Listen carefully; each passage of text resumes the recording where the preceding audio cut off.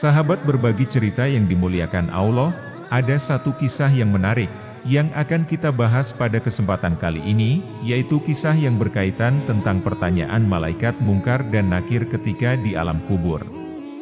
Kisah ini menceritakan tentang seorang tukang kayu miskin, yang nekat menemani mayat dalam kuburan selama 40 hari. Tukang kayu tersebut sengaja melakukannya, karena ingin memenangkan sayembara dari seorang konglomerat.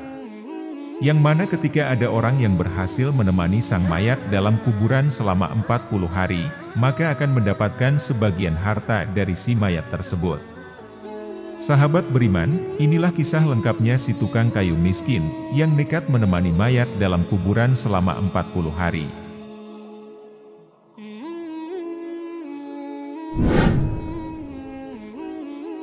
Assalamualaikum warahmatullahi wabarakatuh, sahabat berbagi cerita yang dimuliakan Allah. Dikisahkan, dahulu di sebuah desa yang tenteram, hiduplah seorang konglomerat yang sangat kaya raya.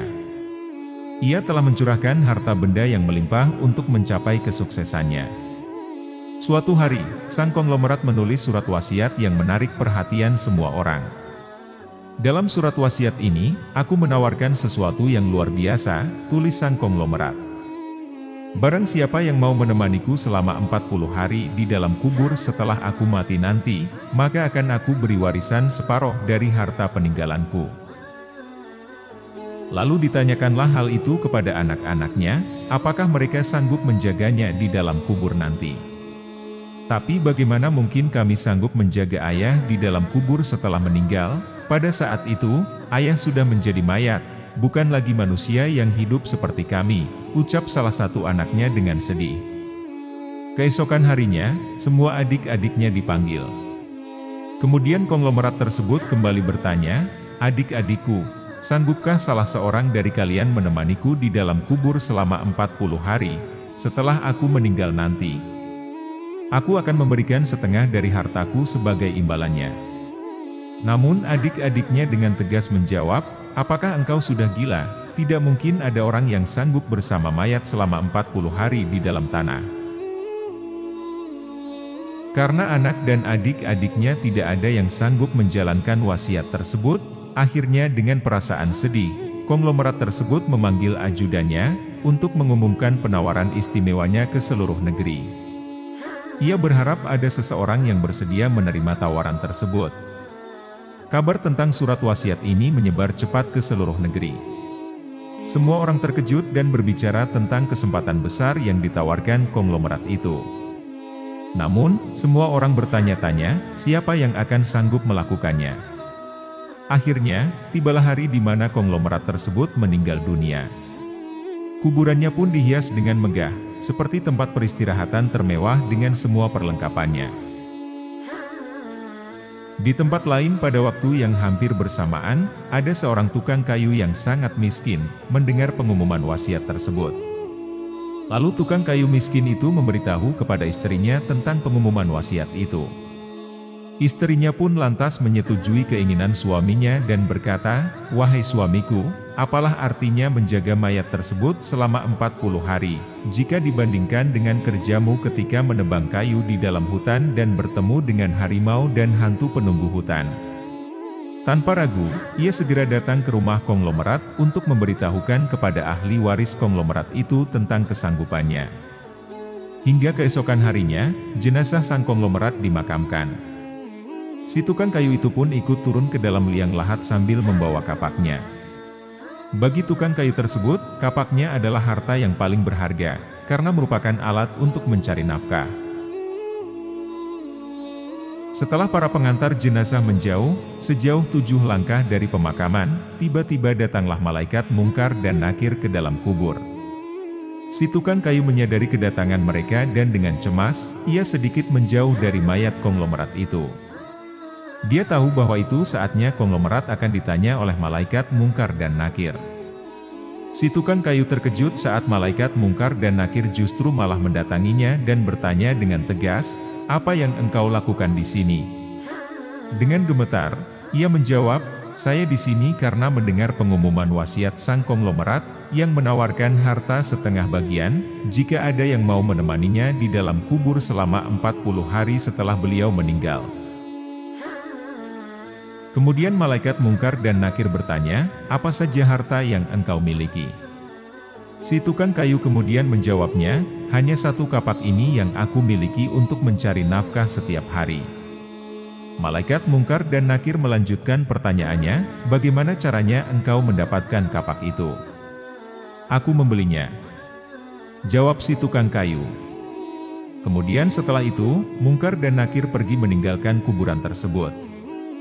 Pada hari kedua, malaikat Mungkar dan Nakir datang lagi dan bertanya kembali, apa saja yang telah engkau lakukan dengan kapakmu itu?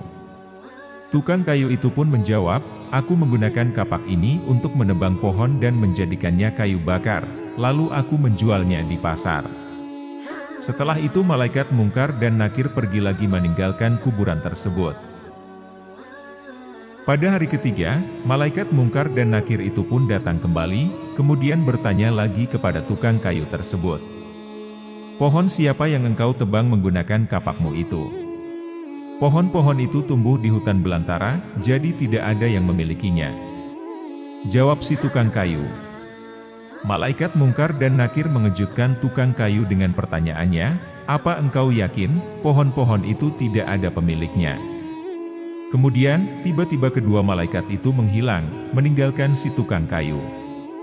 Pada hari keempat, Mungkar Nakir datang lagi dan bertanya, apakah engkau memotong pohon-pohon itu dengan kapak ini agar sesuai dengan ukuran dan berat yang sama untuk dijual? Tukang kayu menjawab dengan tegas, aku memotongnya secara perkiraan saja, jadi tidak mungkin ukurannya bisa sama rata. Setelah itu, malaikat Mungkar dan Nakir terus datang dan pergi, hari demi hari, hingga tak terasa telah berlalu 39 hari. Dan yang ditanyakan oleh kedua malaikat itu hanya tentang kapak yang dimiliki oleh si tukang kayu. Kemudian pada hari ke-40, Mungkar dan Nakir datang lagi untuk bertemu dengan si tukang kayu. Mereka mengatakan, wahai tukang kayu, hari ini kami akan kembali bertanya tentang kapakmu ini. Namun, sebelum Mungkar dan Nakir melanjutkan pertanyaannya, si tukang kayu itu langsung pergi melarikan diri ke atas, membuka pintu kuburan tersebut.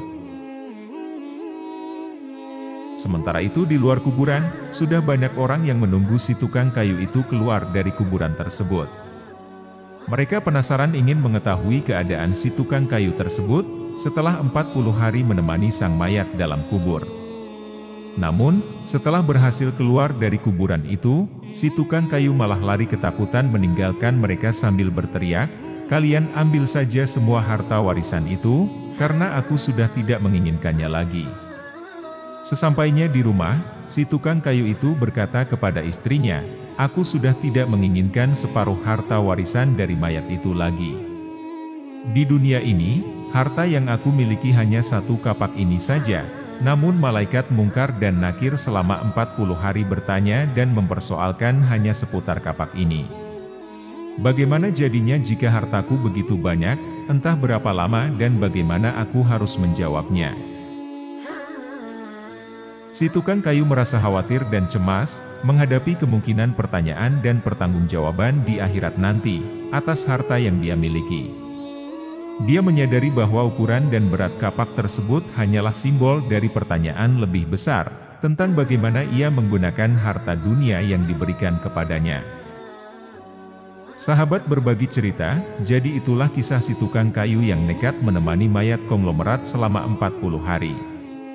Semoga kisah ini mengingatkan kita, untuk selalu mempertimbangkan bagaimana kita menggunakan harta dan sumber daya yang telah diberikan kepada kita di dunia ini. Kehidupan di dunia hanya sementara, dan apa yang kita lakukan selama hidup ini akan ditanyakan pertanggungjawabannya di kehidupan akhirat nanti. Oleh karena itu, bijaklah dalam memanfaatkan harta dan usahakan untuk melakukan amal perbuatan baik, yang bermanfaat bagi diri sendiri dan orang lain. Dari Ibnu Mas'ud radhiyallahu anhu bahwa Rasulullah shallallahu alaihi wasallam bersabda, tidak akan bergerak tapak kaki anak Adam pada hari kiamat, hingga ia ditanya tentang 5 perkara, yaitu umurnya untuk apa dihabiskannya, masa mudanya kemana dipergunakannya, hartanya dari mana ia memperolehnya dan kemana dibelanjakannya, ilmunya sejauh mana diamalkan. Sekian yang dapat disampaikan, semoga bermanfaat. Mohon maaf apabila ada kesalahan. Yang benar atas hidayah dari Allah, apabila ada salah, itu datangnya dari saya pribadi sebagai manusia biasa. Sampai jumpa di video menarik selanjutnya. Dan saya akhiri, wassalamualaikum warahmatullahi wabarakatuh.